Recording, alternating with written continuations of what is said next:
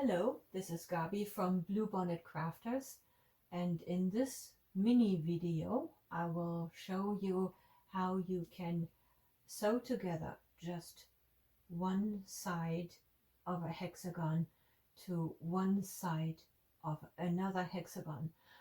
I'm doing this because frequently I hear, I love the weaving, but I'm not going to join, I don't know how to join, what is the best joining method, and so forth. So I decided to probably just provide a few tiny mini videos while I present projects on how to sew them together. Let's get started. One thing I like to do is, number one, I leave long tails because they need to get sewn in anyway, and if you leave them long enough, you might as well use those to when you sew the hexagons together. And number two, I like to start with keeping the hexagons in the direction they come off the loom. So here's the starting tail and here's the end tail. And so if you pretend you take this one off the loom, then for your sewing, you take the hexagon the way it comes off the loom, and this one as well. There's the starting tail and tail, and then take it from there. I will use the starting tail for my sewing, so I put a needle on it. And for the lozenge scarf, which is explained in another video, we want to make use of the stretch effect, the bias stretch effect of our hexagons. So I take this hexagon, I want to join this side to this side, so I slide them over like this. These will be the sides that we will sew together.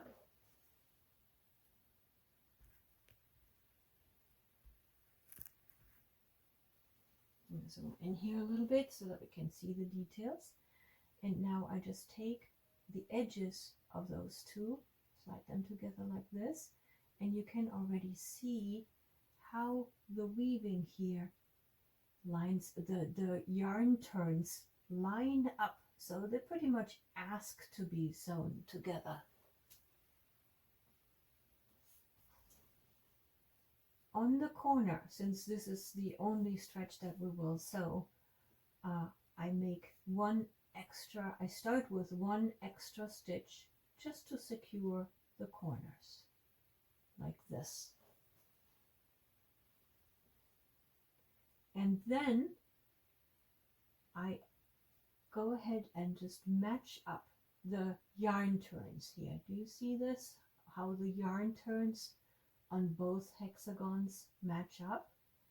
The stitch that I'm using is the whip stitch or overcast or overhand stitch, which means you just go from the back to the front through those matching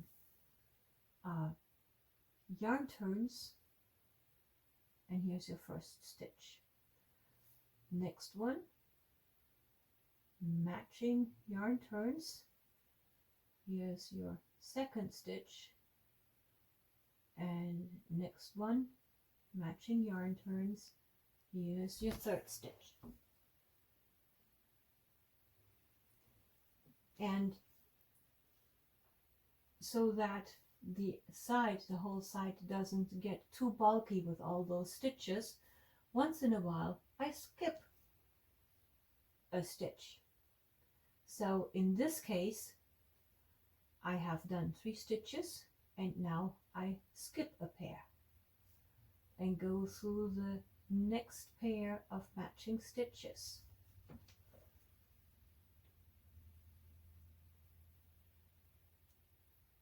One,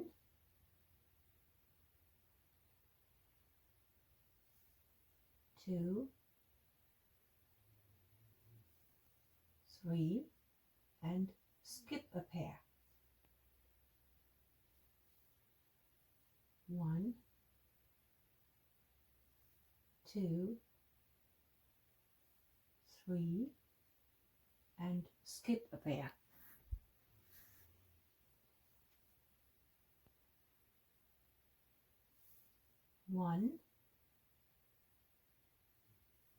2, 3, and since I'm almost on the corner here, I don't skip but sew the last 2. 1 and the corner. And since this will be the end of my row, I'll make 1 extra stitch to give it a little bit more strength. Now I turn my sewing around to weave in the end. And you go in maybe like 5 or 6 stitches. 5 is X. I have 6 stitches here. About a little bit more, at least, let's say at least an inch, which will be completely sufficient. And then you just snip the end, and here is your seam.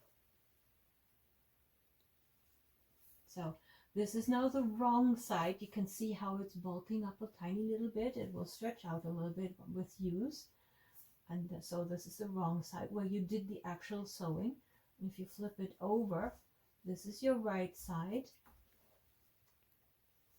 And you can barely see where they join. So this is simple whip stitch, gets you very, very far when you join hexagons. Let this be an example. If you just want to try it out, or you have never sewn hexagons together, consider making a lozenges scarf, because that's all you need to do. Weave the hexagons and then you join them together like this to make your scarf. I hope you find this little video useful. Thank you very much for watching. Bye bye.